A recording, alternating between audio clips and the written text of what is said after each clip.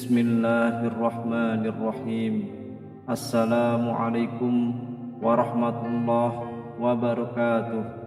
Alhamdulillah, wassalatu wassalamu ala sayyidina wa habibina rasulillah sayyidina Muhammad ibn Abdillah wa ala alihi wa sahbihi wa mawalah, amma ba'du. Harapan dan doa saya, semoga saudaraku semuanya selalu diberikan kesehatan, dilapangkan rezekinya, diampuni dosa-dosanya, dan dipanjangkan umurnya. Amin ya rabbal alamin. Sahabat beriman rahimakumullah, ketahuilah Allah sangat sayang kepada hamba-hambanya yang selalu beriman kepadanya. Namun jarang sekali umat Islam yang memahami bahwa Allah itu akan menaikkan derajat hambanya. Dalam hidup ini, kita harus sepenuhnya meyakini kehidupan di dunia ini hanyalah untuk beribadah, dikarenakan hidup di dunia ini bersifat fana atau sementara. Situasi kehidupan berputar seperti layaknya roda yang berputar. Ada kalanya kita berada di atas yang serba ada dan berkecukupan, tetapi ada kalanya kita berada di bawah yang tidak memiliki apa-apa, namun cukup untuk kita. Namun di situasi inilah Allah memilih orang-orang untuk dinaikkan derajatnya. Karena perjuangan dan kesungguhan yang kita lakukan, membuat kita dicintainya, dinaikkan derajatnya oleh Allah Subhanahu wa Ta'ala, membuat kita akan selalu berada di dekatnya dan masuk ke dalam golongan orang-orang yang dicintainya. Hal ini pasti akan menghasilkan kebahagiaan, ketenangan, kedamaian, dan ketenteraman dunia maupun akhirat yang digenggam oleh kita. Lalu, apa saja tanda Allah akan menaikkan derajat hambanya? Namun sebelum lanjut, jangan lupa tekan tombol like dan tulis doa Anda pada kolom komentar di bawah, agar bisa kita aminkan bersama-sama.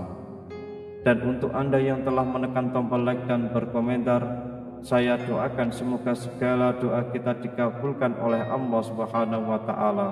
Amin ya rabbal alamin. Sahabat beriman rahimakumullah, adapun tanda-tanda bahwa Allah akan menaikkan derajat hambanya ialah sebagai berikut ini. Untuk yang pertama, dihadapkan dengan berbagai masalah.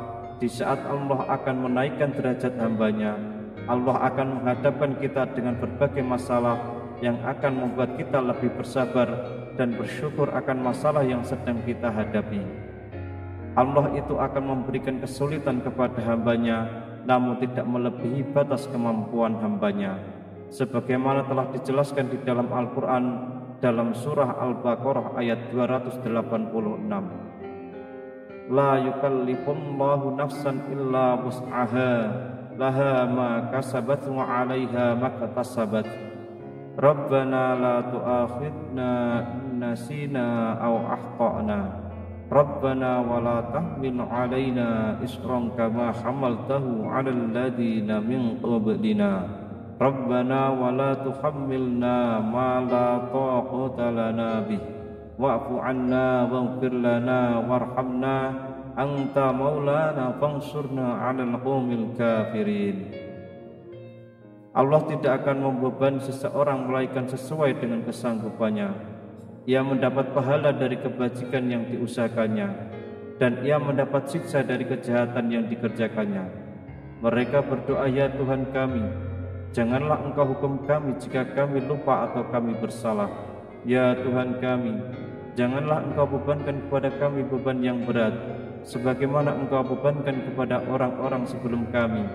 Ya Tuhan kami, janganlah Engkau pikulkan kepada kami apa yang tak sanggup kami memikulnya. Beri maaflah kami, ampunilah kami, dan rahmatilah kami. Engkaulah penolong kami, maka tolonglah kami terhadap kaum yang kafir.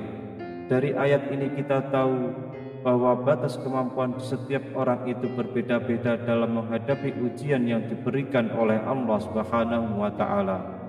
Namun ayat ini menjadi acuan untuk kita agar ketika kita memiliki beban hidup yang berat dan berada di situasi terpuruk sekalipun, kita harus senantiasa berserah diri kepada Allah yang selalu memberikan kita kekuatan yang luar biasa. kemudian selalu bersabar dan bersyukur dengan yang kita jalani karena Allah sedang mengangkat derajat hambanya. Kemudian yang kedua, dihadapkannya kita dengan orang-orang yang tidak menyukai kita. Pada fase ini kita juga diuji kembali dengan orang-orang yang tidak menyukai kita, hingga kita seakan berada di titik paling lemah, di mana kita sedang berusaha menjadi seseorang yang lebih baik lagi dari sebelumnya.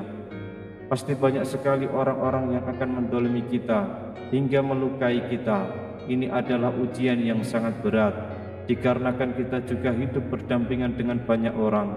Situasi ini yang membuat kita harus lebih memahami keadaan yang sedang kita hadapi dan lebih melindungi diri agar tidak membenci orang lain, serta kita harus mendoakan yang terbaik untuk orang yang menzalimi kita.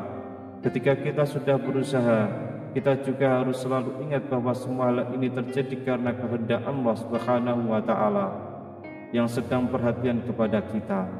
Dikarenakan Allah menjauhkan kita dari orang-orang yang tidak baik bagi kehidupan kita, maka dari itu kita harus selalu bersabar dan selalu meminta perlindungan kepada Allah yang Maha Pelindung. Kemudian yang ketiga, mengalami kesedihan yang tiada hentinya.